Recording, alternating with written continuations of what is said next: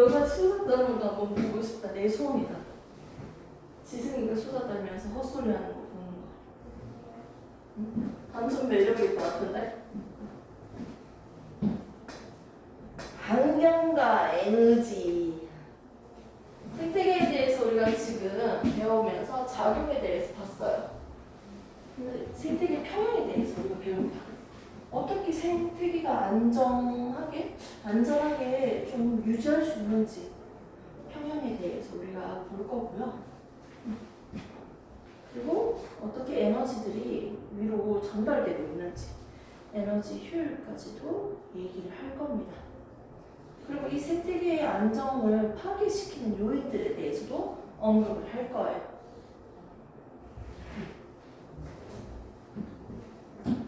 저번에 이거 쌤이 설명했어? 안 했지? 응. 자, 한번 보도록 합시다. 환경과 에너지, 생태계 평형입니다. 말 그대로 생태계 평형은요, 안정하게 유지되고 있는 걸 생태계 평형이다. 이렇게 얘기할 수 있는데, 지금 나오는 먹이 관계와 생태 피라미드, 이제 먹이 사슬과 먹이 그물을 한번 보세요. 밑에 있는 생산자로부터 1차 소비자, 2차 소비자, 3차 소비자 이런 식으로 사슬 모양을 볼 수가 있습니다.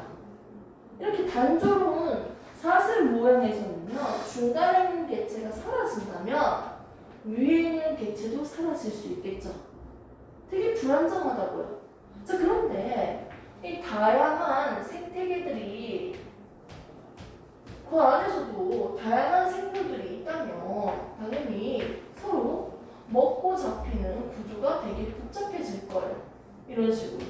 되게 복잡해지다 보니까 하나의 종이 사라져도 어떻게 된다? 괜찮다는 거예요. 얘가 사라져도 다른 걸 먹으면 된다는 거야. 얘들 다른 걸 잡아먹고 살면 된다는 거예요. 그렇기 때문에 당연히 상대적으로 안정적이지. 그리고 이렇게 복잡한 모양을 우리는 먹이 그물이라고 해요. 그물이네, 딱 봐도 그물. 얘는 먹이 사슬이라고 하지. 근데 실제 생태계는 이것보다 훨씬 더 많이 복잡해요. 구조가. 뭐라고 이제 그리기가 힘들 정도로 되게 복잡할 거야. 우리가 단편적으로 이렇게 그린 거고요. 좋습니다. 밑에 있는 그림도 똑같아요. 먹이 사슬과 먹이 그물이다. 이렇게 먹고 먹히는 관계를 두 가지로 그려봤는데요. 이때 뭐가 이동한다? 물질도 이동하고요. 고기 먹었잖아요. 밑에 있는 채소를 먹었잖아요. 여기 고기를 잡아 먹었잖아요. 즉 잡아먹는 물질과 에너지가 이동이 될 거예요. 위로. 에너지를 전달할 거예요. 생명체 물질도 전달하겠지만, 자, 이때 밑에 있는 거 얘기했는 거 다시 정리했죠? 실제 생태계는 복잡하게 얽혀서 영양 단계를 구분하는 것이 사실 쉽지 않아요. 우리가 지금 이렇게 그냥 표현하는 거지. 근데 우리가 생물을 보면 세 가지가 있었잖아요. 생산자 같은 경우는 어떤 역할을 하는 데 있어? 강합성을 하는 식물이니까 단순한 무기물에서 이산화탄소, 물 이런 무기물을 가지고 뭘 만들어? 영양분을 만들었죠. 유기물. 포도당도 하나의 유기물이죠. 포도당 어떻게 적었어요? 10, 6, 12, 5, 6, 1대1이 1이었죠? 오케이? 이런 무기물에서 유기물을 만드는 이 생산자가 있었고요. 오케이? 그리고 밑에 있는 친구들을 한번 보도록 합시다. 분해자 같은 경우는 어떻게 합니까? 오히려 반대였죠. 분해자는요, 뭘 분해시킨다고 했어? 식물의 사체나 또 뭐? 식물의 배설물 분해시킨다고 했죠. 식물의 자체나 배설물은요, 결국 유기물이야. 큰 그물이. 이런 유기물을 오히려 다시 간단하게 분해시키니까 무기물로 분해시키는 역할을 하는 게 바로 분해자였어요. 그러니까 생산자랑 완전 반대는 어떻게 보면. 맞죠? 이렇게 무기물로 바꿔서 땅으로 다시 돌려보내는 역할을 하는 거야. 땅은 이렇게 만들어줬다가 맞지? 그럼 다시 땅으로 돌려보내지. 순환하는 거지 전체적으로 생태계 자체가. 근데 여기서 전달되는 물질이 딱 두 가지가 대표적으로 있었죠. 물질과 에너지. 에너지가 위로 전달될 거예요.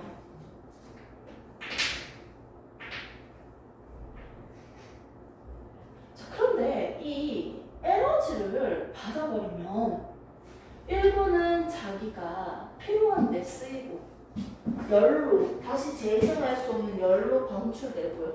나머지만 위로 전달시키겠네요. 선생님 이게 무슨 말이에요? 예를 들어서 밑에 있는 에너지가 100이야. 오케이? 그럼 얘가 100을 먹었잖아. 맞지? 근데 이 100에서 20 정도는 열이나 기타 정도로 바깥으로 날려 보내고 80 정도만 위로 전달시킨다. 1차 소비자가 아니고 2차 소비자 입장에서는 에너지를 얼마큼 받았다? 80을 받은 거야. 근데 이 80 받은 것 중에서 또 위로 전달시킬 때 얼마큼만? 80이라는 양에서 딱 10 정도만 열로 방출하고 또는 한 30 정도 열로 방출하고 얼마를 위로 올린다? 50을 위로 전달시킨다는 거야. 에너지를 그대로 다 올려보내는 게 아니고 열로 방출되고 나머지는 위로 전달됩니다. 에너지 중에서 열 에너지는요, 주변으로 방출된 열 에너지는 다시 재사용할 수가 없습니다. 에너지의 흐름이 원래 그래요. 그래서 에너지에 대해서 효율적으로 잘 쓰도록 해야지. 아껴서 써야 돼요. 열로 방출하면 다시 재생이 불가능하니까요. 자, 오른쪽에 생태 피라미드부터 해서 이제 본격적으로 피라미드 그림을 볼 수 있습니다. 피라미드 그림을 보니까 우리는 세 가지를 볼 수가 있네요. 첫 번째 보겠습니다. 나는 더 단조롭게 그림을 그릴게요. 피라미드. 자, 개체수 피라미드예요. 단위 면적당 포함되어 있는 개체수예요. 개체수. 개체수를 보면요. 지금 위로 갈수록 개체수가 줄어드는 걸 볼 수 있습니다. 그 그림을 봤을 때. 맞죠? 생산자 1차, 2차, 3차. 3차까지 지금 나타내고 있죠.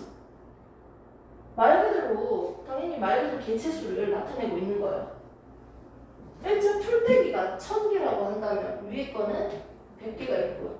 위에 거는 50개가 있고요. 위에 거는 10개가 있는 거야. 개체수지. 단위 면적이 포함되어 있는 개체수를 얘기하고요. 두 번째 피라미드를 한번 볼까요?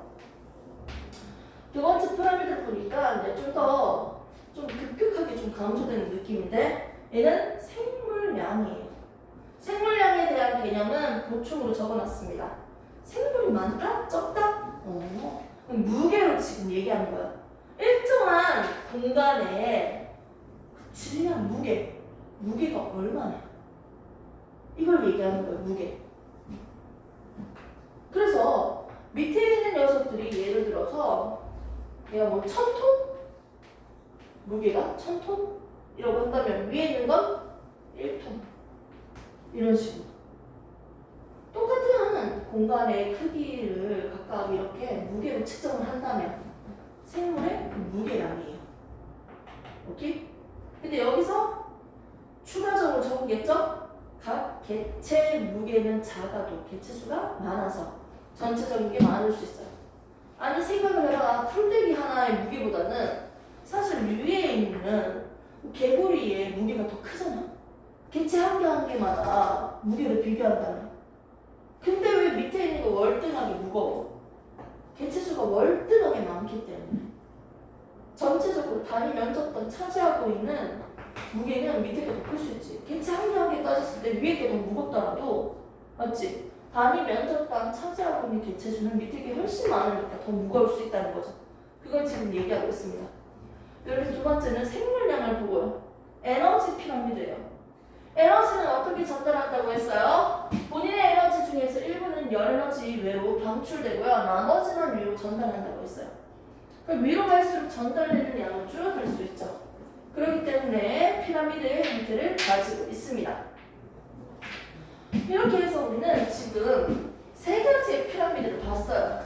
자, 첫 번째 피라미드 모양은 뭐라고 했다?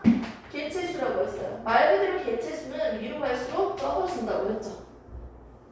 그럼 밑에 있는 풀떼기는요 엄청 많지만 위로 갈수록 점점 개체수가 적어지고 있어요. 자, 두 번째 피라미드는 뭐라고 했습니까?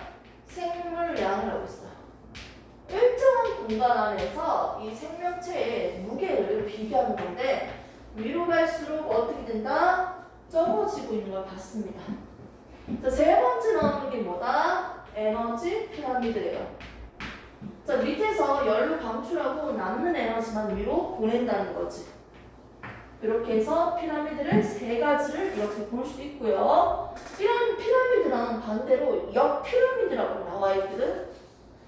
이런 경우도 우리가 지금 볼 수 있어요. 역 피라미드는 오히려 3차 소비자가 더 많은 거예요.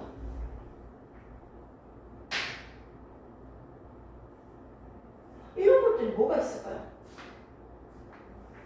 개체수는 당연히 위로 갈수록 적어지잖아. 일반적으로 생각해. 생물량이 당연히 위로 갈수록 적어진다. 개체수가 월등하게 많으니까. 에너지도 위로 갈수록 전달하는 양이 적어지잖아. 알겠어요. 근데 이렇게 피라미드 모양이 아니고 옆 피라미드 모양으로 나오는 경우일 수도 있다고. 그게 뭐가 있을까요? 밑에 있는 게 뭐겠어? 생산자지. 역시나 밑에 있는 생산자잖아. 그리고 1차, 2차, 3차인데 위로 갈수록 많아지는 큰 게 뭐가 있을까요? 라고 했을 때 여기 적어놨습니다. 여기 뭐라고 적었어요? 맨 처음에는 개체의 크기예요. 지금 그냥 외워버릴까? 개체의 크기는 위로 갈수록 크잖아요. 대체적으로. 그 작은 것들 잡아먹으니까. 맞지? 자, 그 다음에 이렇게 위로 갈수록 커지는 것들이 또 뭐가 있어요? 그 개체 한 개 한 개의 무게지. 맞죠? 전체적인 무게 말고요. 개체 한 개 한 개의 무게를 보면 위로 갈수록 커지잖아요. 좋습니다. 자, 그리고 행동 범위. 위로 갈수록 더 커져요. 범위.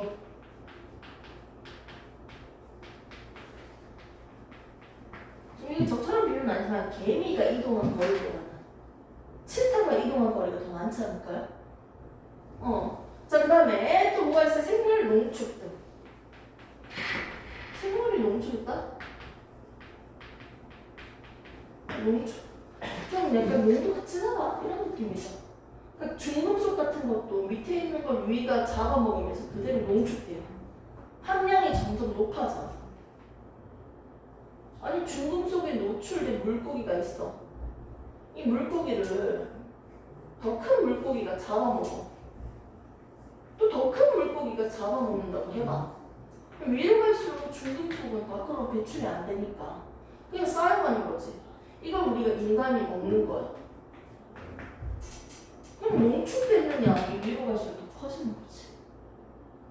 처음에는 애기 중금속 10밖에 없네. 그 다음에 100, 그 다음에 200, 그 다음에 500. 농축되는 양이 훨씬 많아진다는 거지. 이거는 구체적으로 하지 않고요. 밑에 있는 거 에너지 효율 요 부분만 한번 식을 보면서 한번 설명을 해보도록 할게요.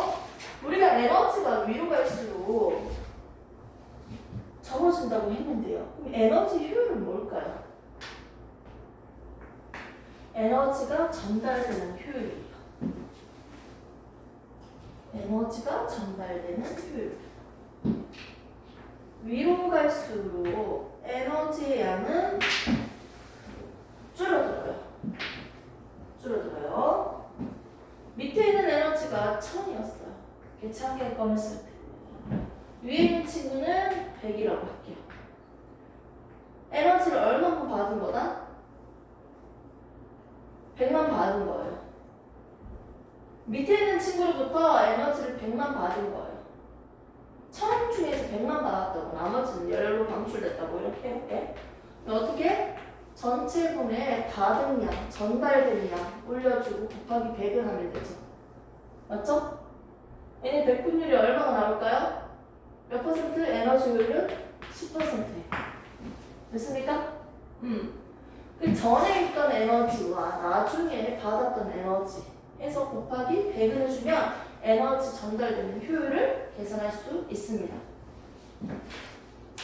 그래서 적혀져 있죠? 전 영양 관계 에너지 총량 분의 현 전 영양 단계 에너지 총량 올려가지고 곱하기 100이라고요. 에너지 효율입니다. 자, 그다음에 우리가 지금까지는 생태계에 대해서 기본적인 거 보고 어떤 구조로 이루어져 있는지, 그리고 얘들을 피라미드로 나타냈을 때 피라미드는 크게 세 가지: 개체수, 생물량, 에너지로 나타내서 봤고요. 생물량은 무게를 뜻한다고 했어요. 동일한 공간을 차지하고 있는 무게를 비교를 했고요. 개체수 한 개 한 개로 봤을 때 질량이 훨씬 더 무게가 작다고 하더라도 개체수가 상대적으로 많기 때문에 어떻게? 무게가 더 크다라고 설명할 수 있고요. 이런 피라미드랑 반대로 역피라미드로 나타낼 수 있는 것들도 봤습니다. 위로 갈수록 개체의 크기는 크고요. 개체의 무게는 더 무겁고요. 행동 범위도 넓어지고 생물의 농축도 많아진다. 이렇게 정리할 수 있었습니다. 그리고 에너지가 밑에 있는 걸 위로 전달할 때 에너지가 얼마큼 전달시킬 수 있냐? 에너지 효율도 전 영양 단계의 에너지에다가 나중 영양 단계의 에너지를 올려서 곱하기 100을 해주면 에너지 효율까지도 우리가 얘기할 수 있었어요. 이렇게 해서 기본적으로 생태계에 있는 피라미드에 대해서 우리가 봤고요. 이제 뒷면을 보시면요. 생태계 평형이 유지되는 원리, 안정된 생태계 라고 해서 생태계 평형이 어떻게 유지되고 있는지 나와 있습니다. 그러니까 쉽게 설명하면 이렇게 생태계가 있는데 개체수를 그냥 얘기할까요? 생태계가 중간에서 깨졌어. 일시적으로 밑에 있는 거 너무 먹다 보니까 두 번째에 있는 친구가 겁나 많은 거야.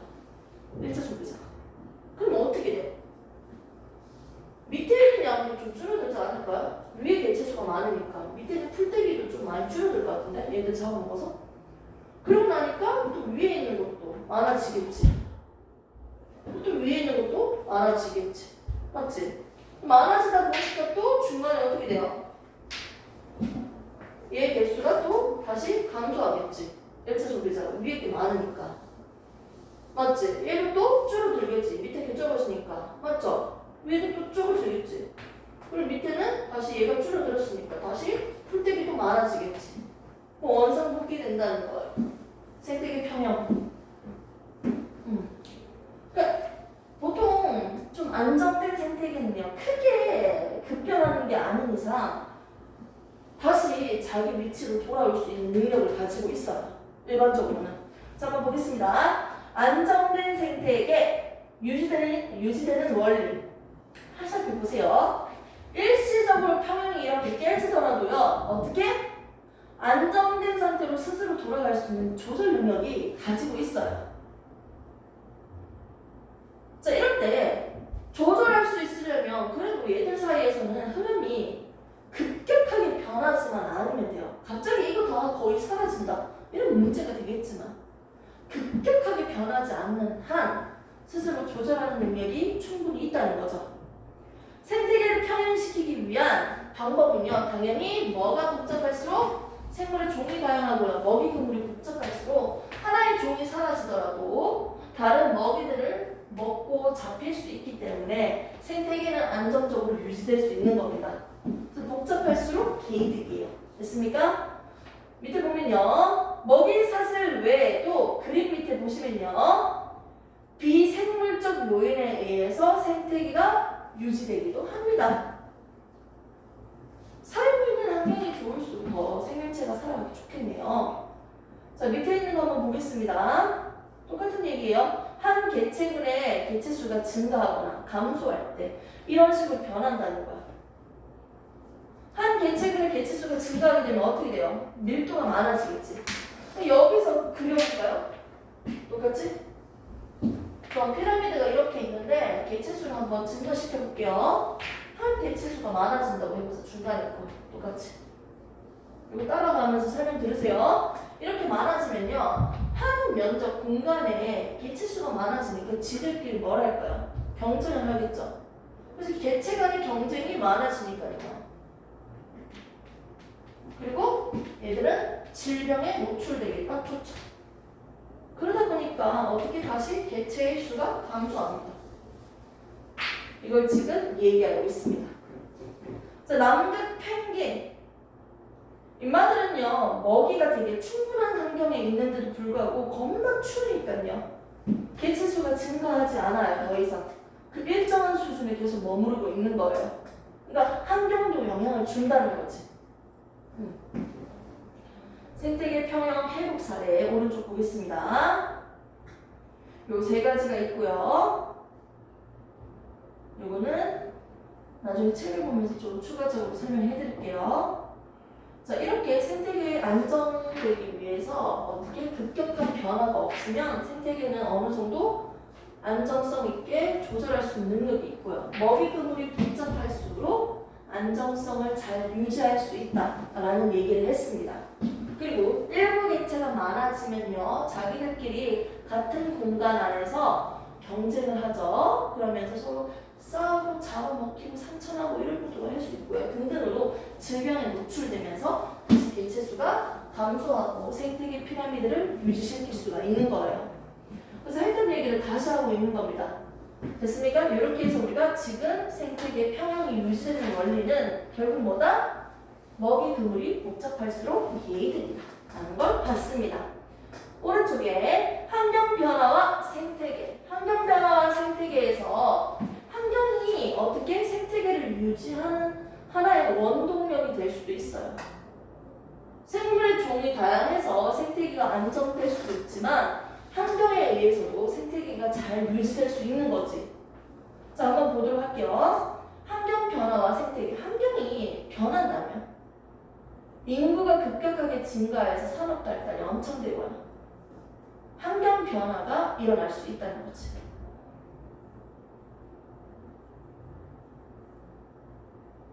쉽게 설명해서 인구 많으면요, 이거 나중에 식량 문제도 발생할 수 있는데 지금 그 수준이 뛰어넘었으니까 식량 문제도 좀 걱정 안 해도 되겠네. 근데 그 땅에서, 그 공간에서 받아들일 수 있는 수준을 넘어서거든요. 인구수도 많고요. 발달도 너무 급격하게 변하다 보면요, 환경 자체가 바뀐다는 거야. 밑에 적혀져 있죠? 인간 활동은 급격한 환경 변화를 일으켰죠. 생물의 서식지를 파괴한다. 그런 것들이 되게 많잖아요. 인간의 활동 맨 밑에 보니까 경작지 개발, 도시와 도로 건설, 무분별한 벌목, 댐 건설, 간척 산업, 환경 오염, 기후 변화, 이거 다 인간들 때문에 생태계가 파괴된다는 거야. 이런 것들 때문에 서식지도 뭐죠? 단편화, 저번에 봤죠? 서식지 단편화, 이런 것들.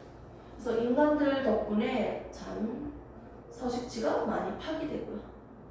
그러다 보면 생물들이 살아가기 힘드니까 종 다양성도 감소할 수밖에 없겠네요.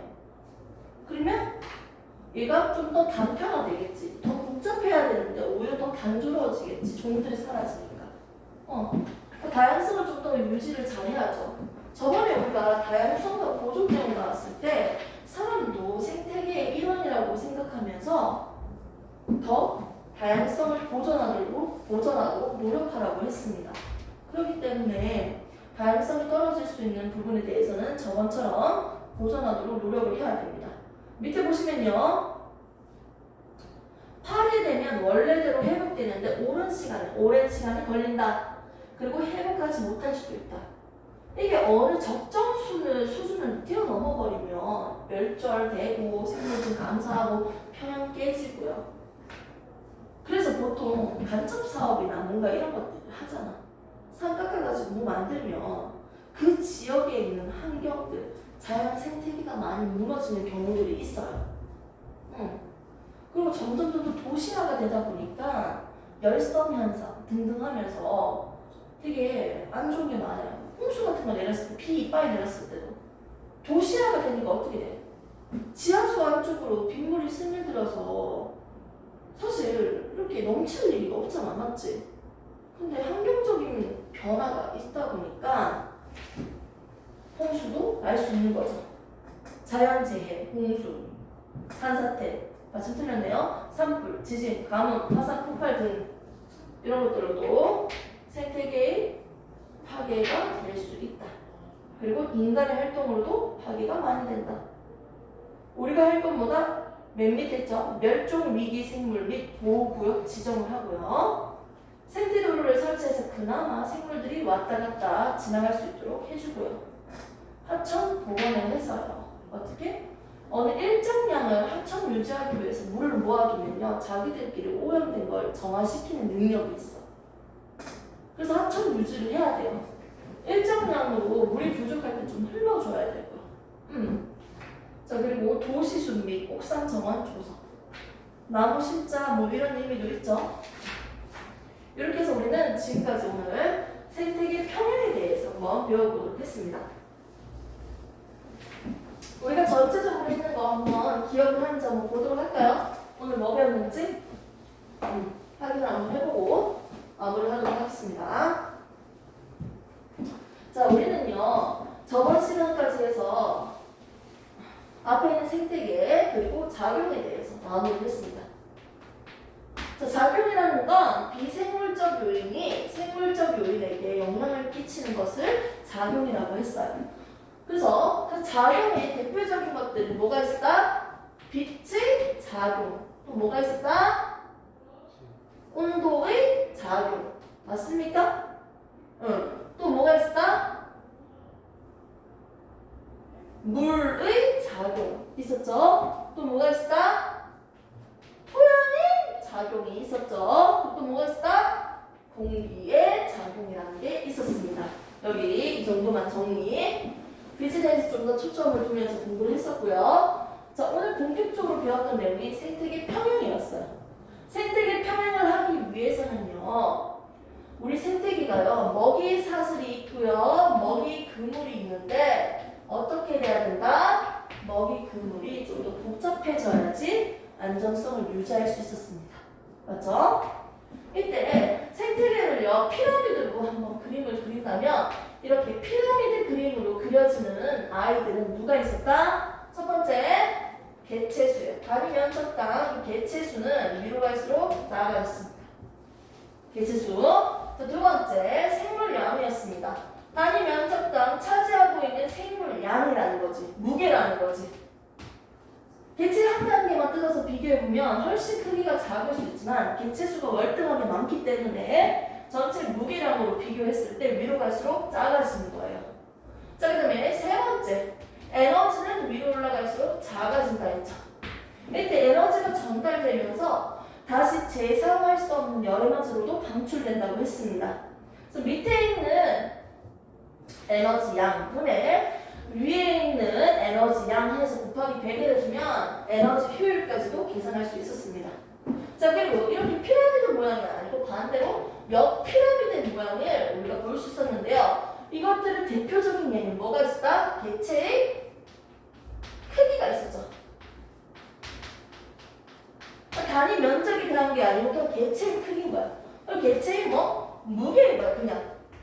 맞죠? 또 뭐가 있었어요? 이 정도도 좀 기억을 좀 해주세요.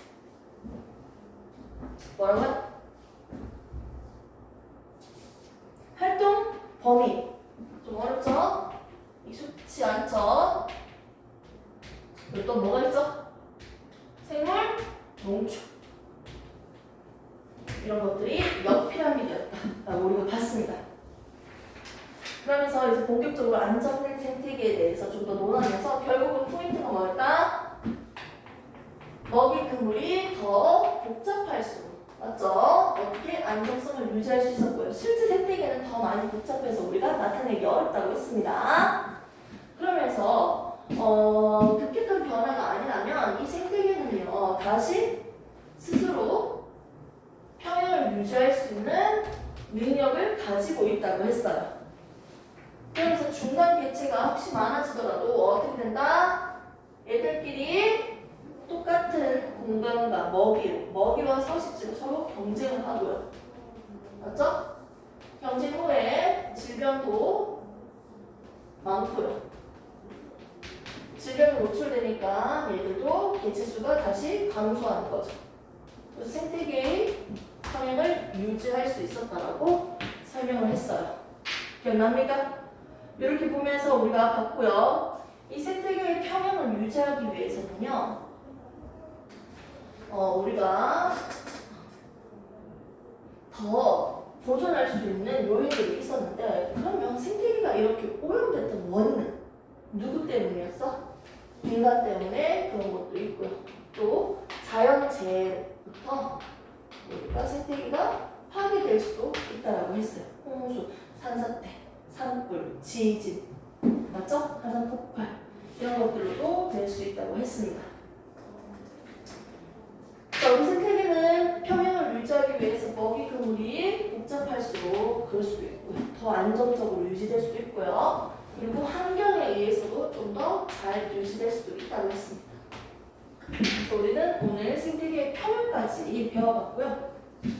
다음 시간에는 좀 새로운 소재로 한번 수업을 배워보도록 할게요.